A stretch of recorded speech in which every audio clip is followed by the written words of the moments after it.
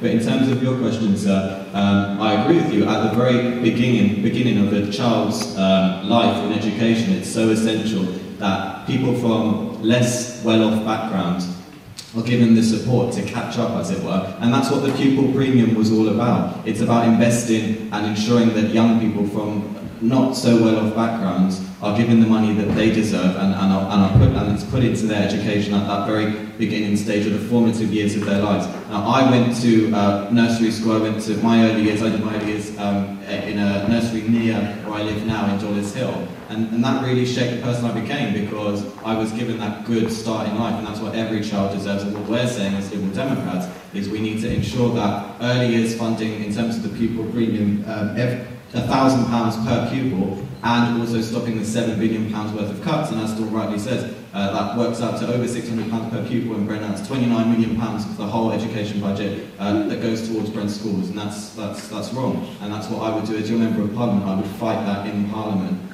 because I know that every child deserves the education that I got, and every child deserves that fair start in life that makes sure that they can fulfil and achieve their full potential later on.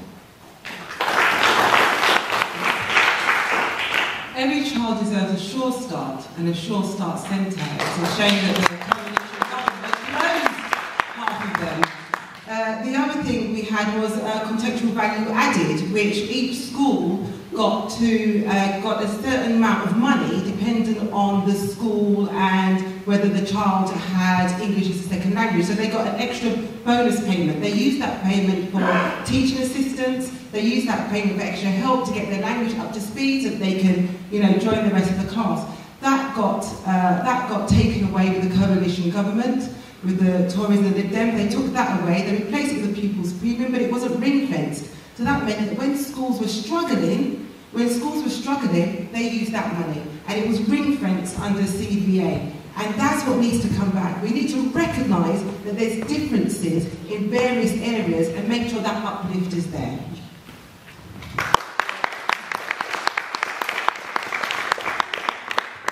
Thank you. Let me address a number of those points that have come forward. But let me just start at what I would consider at the macro level, okay? And that starts at the economy, right? Now, without a strong economy in place in this country, we don't have any funding, okay? Things start falling apart. And so what you've heard so far is unfunded spending, okay? Unfunded spending that has not been qualified, where that's going to come from. Well, I think that might come from your side. This is the fifth richest country on the planet. You know you're going to pay for the premium rate. If you let me finish, please. So first of all, we need a strong economy. You can't make unfunded spending commitments. You can't threaten to raise taxes to the level, whilst we're all seeming to be wanting to quote from the IFS. The IFS has said today that the Labour Party manifesto will see the largest tax hike on this country that we've ever seen. Okay? Now, as a result of that, in the modern world that we live in, people leave, jobs leave, companies leave. Okay? So let me just start off with that point, which is these things need to be well understood, and it's about sometimes it needs to have a grown-up conversation around what we can afford and what we can't afford. But let me just go down one level down from there. Okay?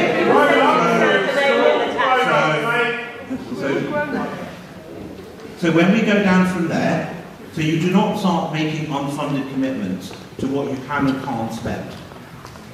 But what this government will do, the Conservative Party, if it is re-elected, will do, first of all, is a £4 billion investment to ensure that no school loses out on funding as a result of the changes in the funding formula.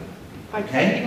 Then we've said we're going to spend a further £23 billion on school infrastructure to ensure that every school has the right facilities, buildings and structure in order to pass on and provide the best education possible to this country. The pupil premium, will then go on to, which is, we think it's a fantastic idea, and I'm very glad that Anton and I can agree on that. The pupil premium is a very good thing that came in under the coalition government. The pupil premium will be extended even further.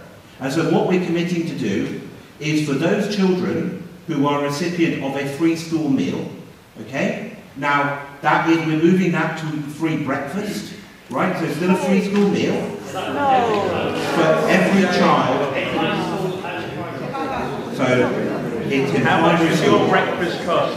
So that money then, the money that we will save, okay, the money that is going to be saved from moving from lunch to breakfast will then be reinvested into schools. Okay? Let them eat cornflakes. Let me finish. Okay? Those children who are in recipient of a free school meal will also get free transport to their school. Okay? So that is the commitment on spending that this party will make. Stigmatising poor children. Thank you. I think the first thing we have to do is fundamentally challenge the narrative of austerity. We had a global crash in 2008,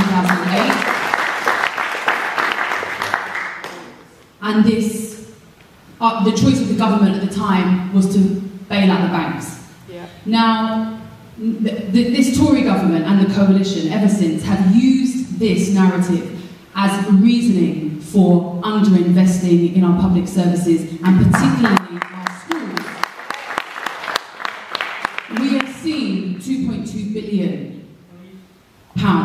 cut from school budgets since 2015. So we are the 5th richest economy, well, maybe the 6th, I don't know. I hear 5th, sometimes I hear 6th, richest economy in the world. So this is not, we don't have the money. It means we have choices. This government chooses to spend money on grammar schools.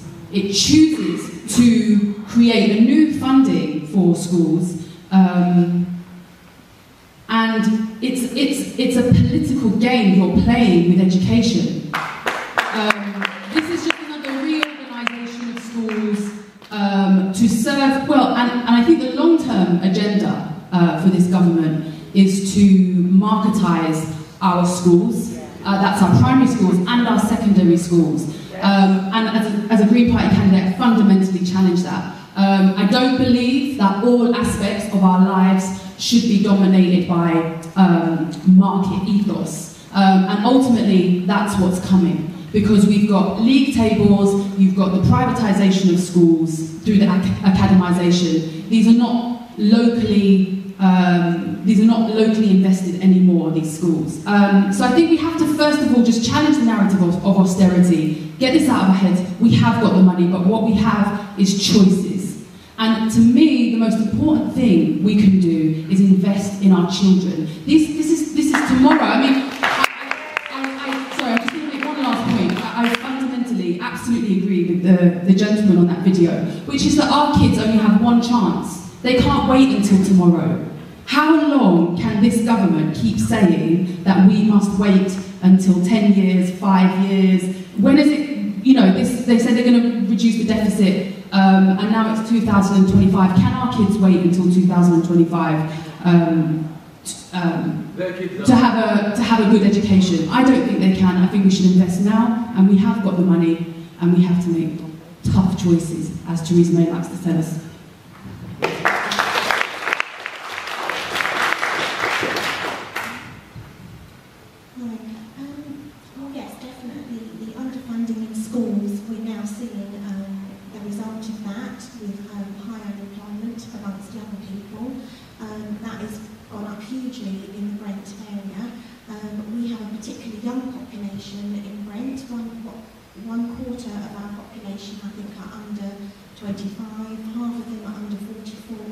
These are the people that are suffering through lack of education, lack of investment.